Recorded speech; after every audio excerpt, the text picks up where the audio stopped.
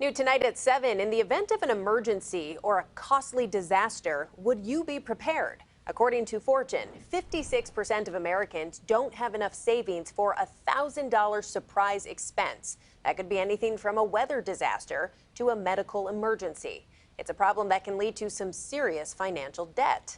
So joining us tonight with some tips to help you save is financial advisor Ed Scoby. Ed, thanks for being here tonight. Hey, great to be here, Shayna.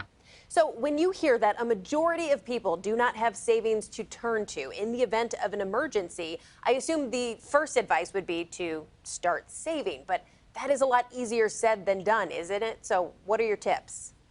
Well, absolutely. I think the biggest thing that people can do is let's pretend you're running your household as though it were a business and take a really hard look at everything you spend money on.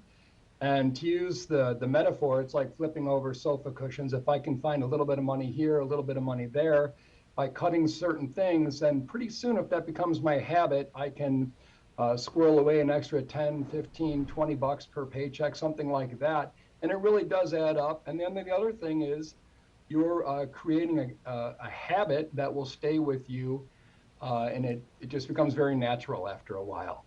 Yeah. What do you think are the biggest barriers? What keeps people from saving as much as they need to? Well, I tell you what, coming out of the pandemic, I can point to a couple of things. First of all, interest rates are really high right now relative to where they were pre-pandemic.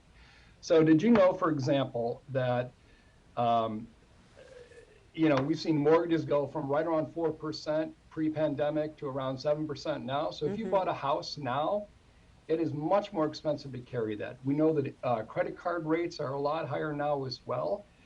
But then the other thing that I would point to is how inflation has gone from a very benign, say 2%-ish or so, right around the start of the pandemic, to as much as 9% year over year back in 2022.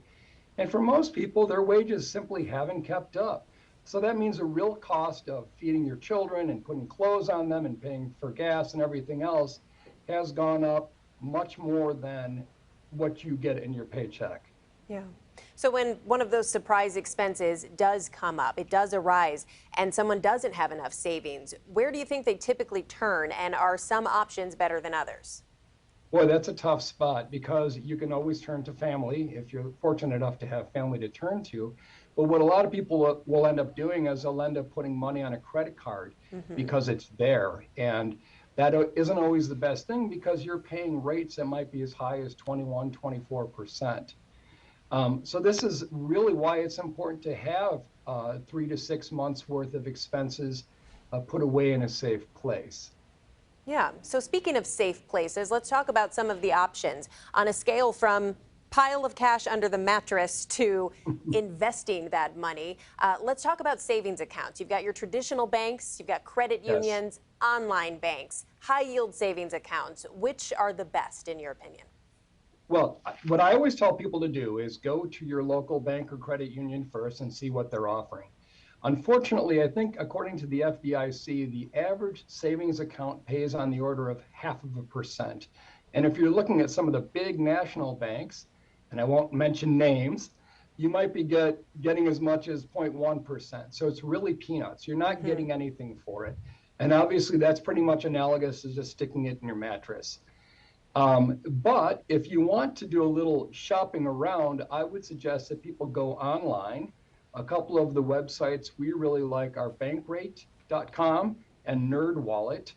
And if you go up, you can see that some of the higher yielding savings accounts are giving something on the order of 5%. There are names like Ally Bank, Byline Bank, SoFi that are paying these types of interest rates that are much better than most brick and mortar banks. And is that a small bright spot to interest rates being what they are? You know, mortgage rates and the cost to borrow is going up, but isn't the interest rate you're getting when you're saving? Those seem to be going up as well. Well, that's true, but they don't always go up in lockstep because they're affected by different underlying interest rates. And unfortunately, the way banks make money, obviously, is to borrow at a higher rate than they're giving their depositors. So there will always be that disconnect. All right. Well, if anyone is looking for advice, how can they reach out? Where should they go? Well, if you want to reach our firm, you can find me on LinkedIn. I'm at Edward Scoby, Scoby, CFP. But if you want a couple great websites to become self-educated, I really do recommend NerdWallet. And if you want to be a little bit more sophisticated, Morningstar.com. All right, Ed Scoby, thanks so much for joining us tonight. Thank you.